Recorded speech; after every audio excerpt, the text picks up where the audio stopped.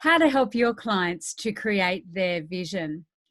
As coaches, our role is really to help our clients to create change, to move from where they are now to where they want to be, from the present state to their desired state of being.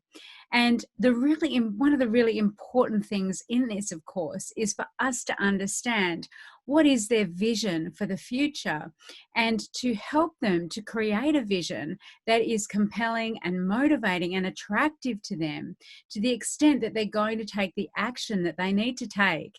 They're going to create the habits that they need to create, to step into the identity that they need to step into in order to make that vision a reality.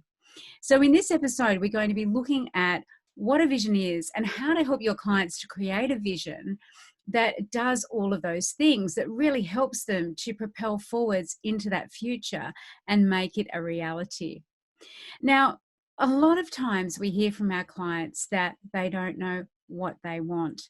And it's very, very interesting because in order, of course, for us to help our clients to create change in their lives or their businesses, we really need to understand what it is that they do desire. And typically our clients will come to us to be coached around three main umbrellas. The first one is their health.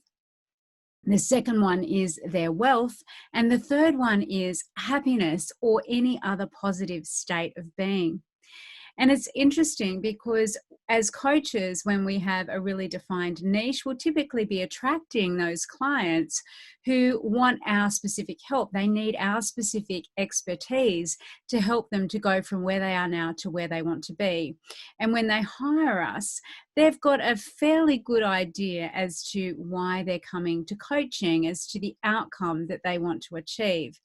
Now, it's interesting because they may have an idea of what it is that they want to achieve, but when we first interact with our clients, we don't really know what that is. And that's why, getting that deep understanding of our clients is so important at the outset of coaching, so that we know how they've got to where they are right now.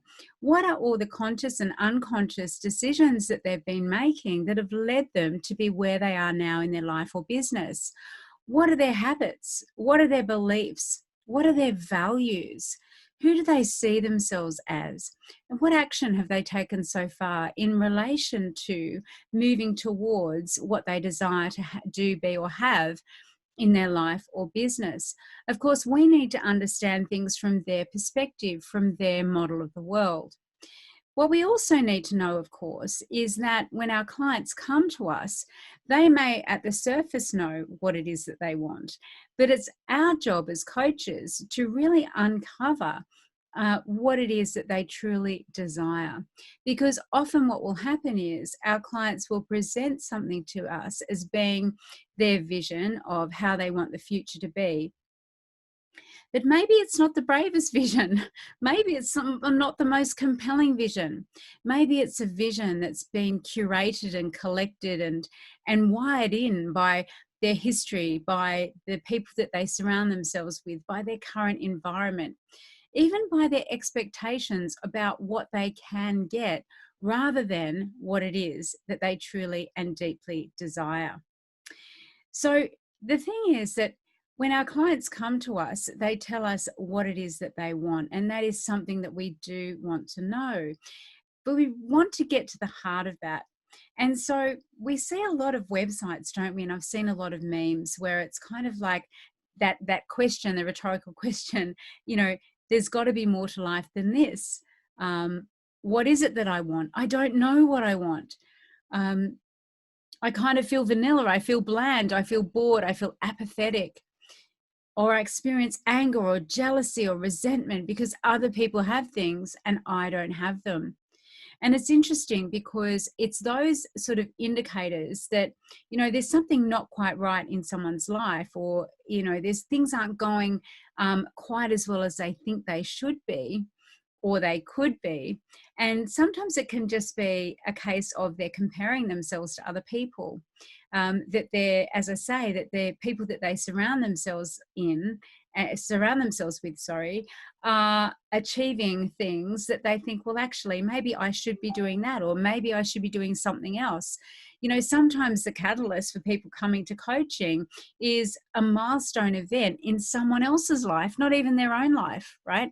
So they could come to you for coaching because their best friends got married, or their sisters had a baby, or they've they are, someone else has got a promotion, someone else has started a business, and they're looking around themselves at the landscape of their lives, and they're thinking, other people have all these things. Why don't I have them? Should I want them? Shouldn't I want them? I want them too. I don't really know. And so a lot of times people come to us because they want that clarity. They want to actually understand what it is that they truly, deeply desire. But that's not what they tell us. Sometimes they'll tell us, I know what I want. I want the new house. I want the baby. I want to get married. I want to have that promotion, or I want to start my business. And the interesting thing is that wanting something isn't the same as liking something. And so sometimes what happens is, of course, we can think that we truly want and truly desire something, but it's not actually that we want or desire. It's something, it's the feeling of having that or doing that or being that person that it is that we want or desire. And the way that we get that isn't necessarily the same way in which other people in our lives have gotten that or achieved that or are fulfilling that specific need. And it's really interesting because I think people are becoming increasingly conditioned to keep expecting their future to be like their past. And it fascinates me. You know, we look at social media, for example. Search engines don't present us with what they think we want in the future.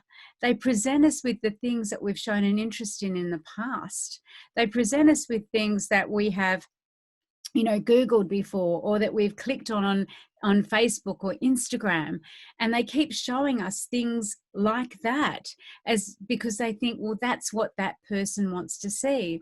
And of course, the more we see these things, the more we see them, the more they get ingrained in our neurology, and they become this well-worn path of expectation. Oh yeah, that's what I want. That's what I desire. That's what I should have in my life. And I think it's our role as coaches to really help our clients to step beyond our limited environment. And by environment, I mean the places we go, the people we spend time with, social media, the patterns that we're used to engaging in, to step beyond that and actually think to ourselves, what is possible for me?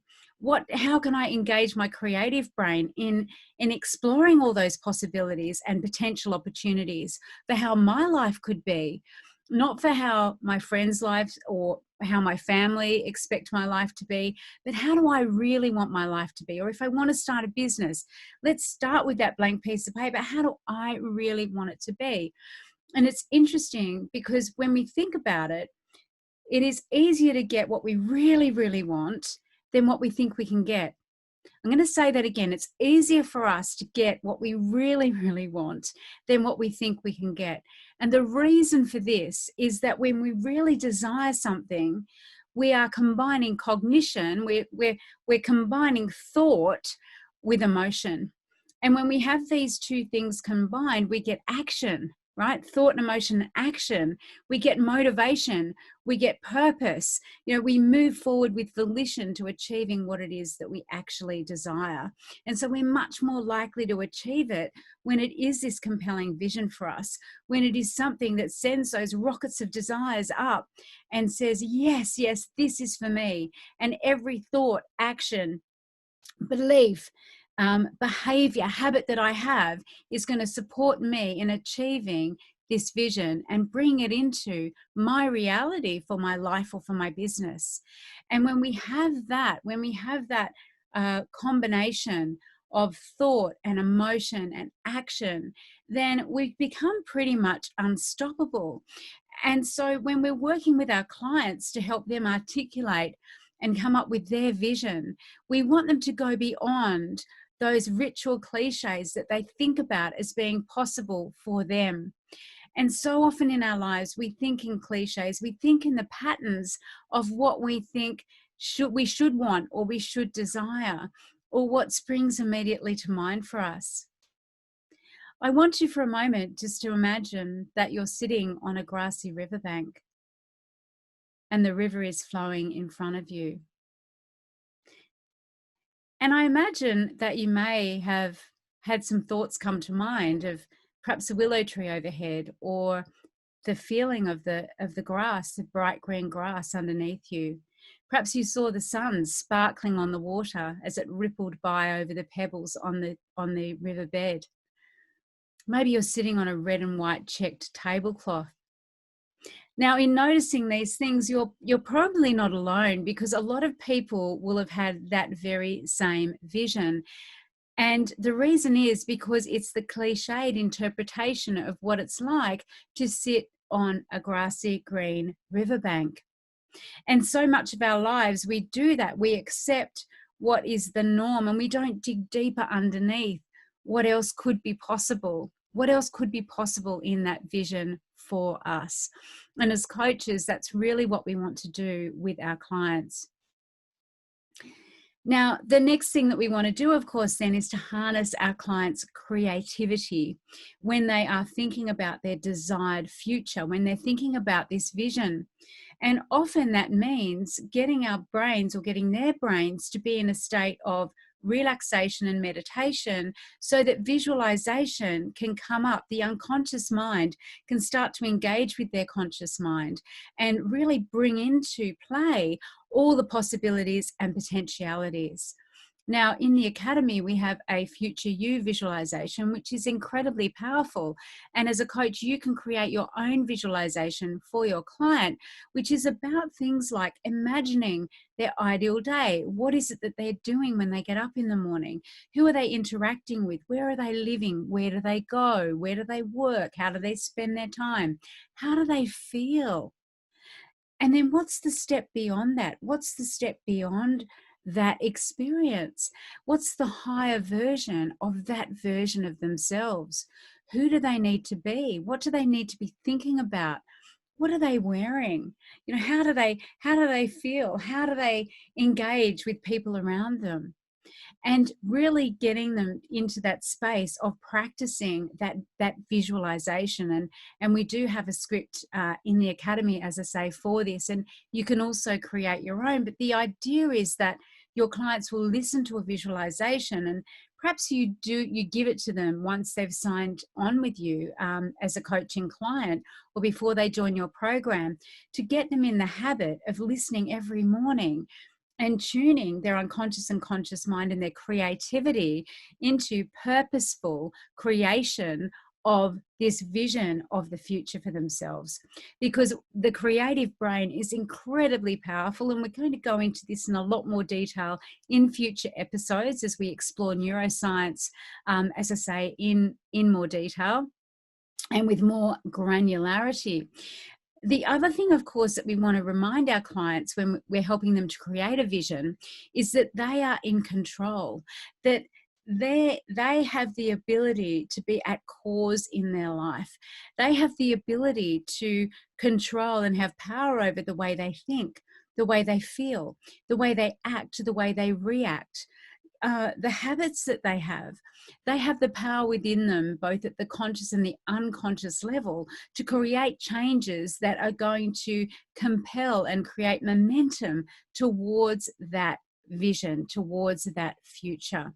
And that if they are on the effect side of the equation, which is essentially, I guess, the victim side of the equation. So things happen to me, not for me. Nothing ever goes right. I can't lose weight. Everyone in my family's big boned. No one in our family went to university. That's for other people, but not for me. When we help our clients to see that when they're on the cause side of the equation, when they're taking deliberate, intentional action coupled with emotion and compulsion, that they can actually achieve anything that they desire.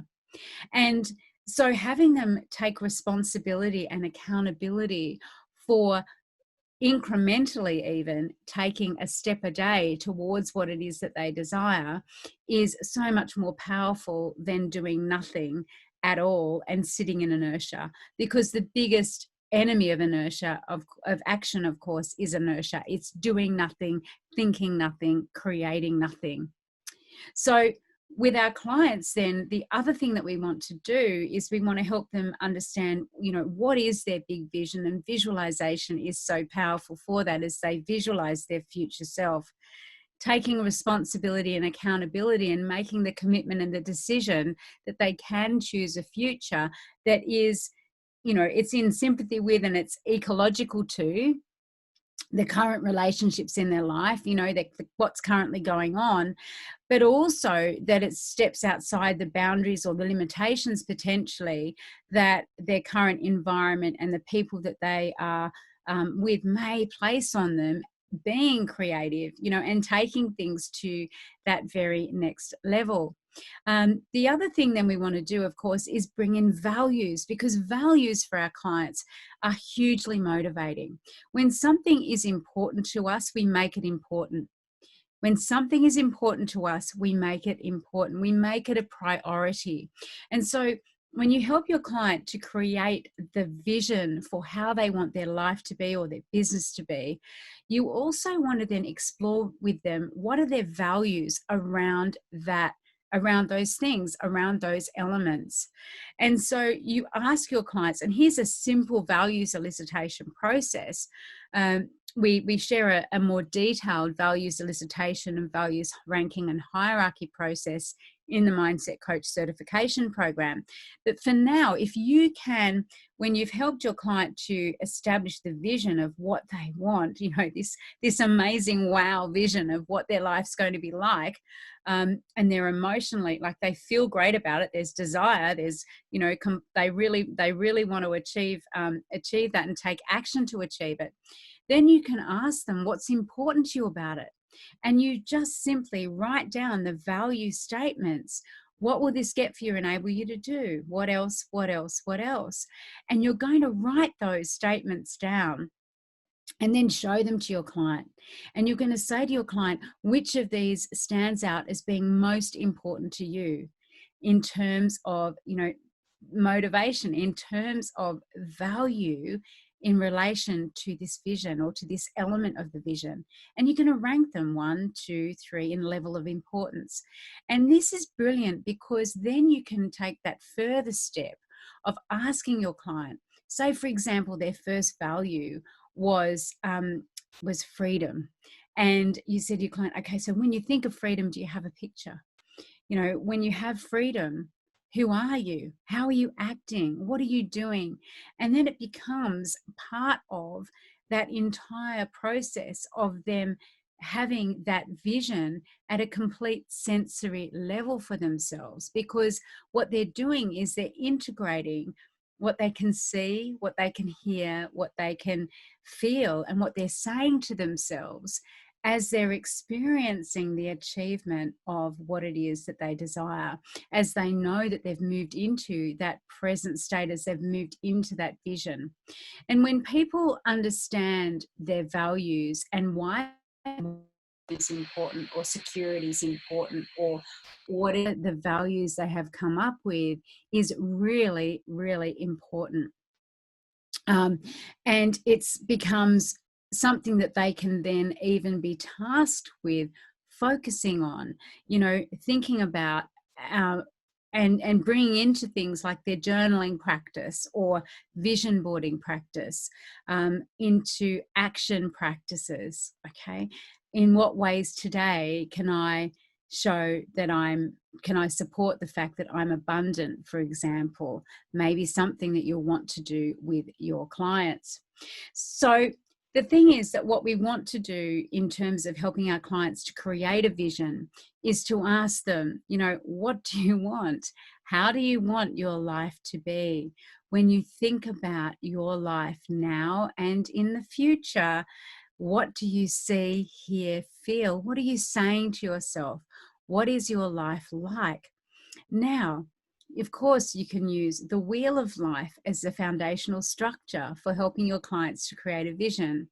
The wheel of life is, of course, is a set of different life areas that we can focus on one at a time to help our clients to then understand and identify what it is that they want in each of those areas.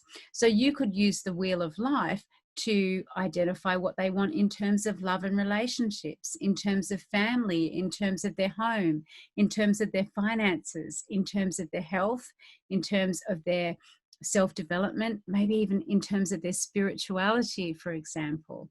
And you can define and agree those with your client. And when you start to look at those, you can look at those individually to help your client to create and establish that vision that they have of where they want to be. And then, of course, once you've got the vision and you've got this value-based motivation and you've got the emotion, the desire for them to actually want to make that a reality, then you can start to go through a process of setting goals for each area and planning how your client is going to actually achieve those things and make them a reality. And of course, we're going to cover that in another session. So when you're working with your client to create their vision, you need to understand from them what it is that they truly desire, how they feel about what they truly desire, and what's important to them. What are their values? What's motivating them in relation to that big vision?